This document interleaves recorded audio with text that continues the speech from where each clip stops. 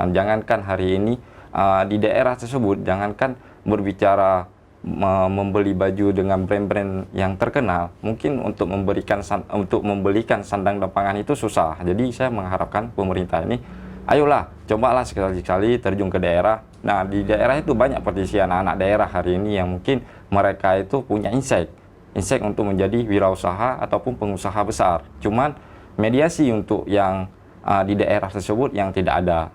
Nah, ini juga perlu dari pemerintah ke bupati diteruskan tembusan ke bupati, dan bupati ditembuskan ke camat, camat ditembuskan ke kecil. Ini peran kecil ini. Kecil harus memang kecil harus memang inovasi dan kreatif.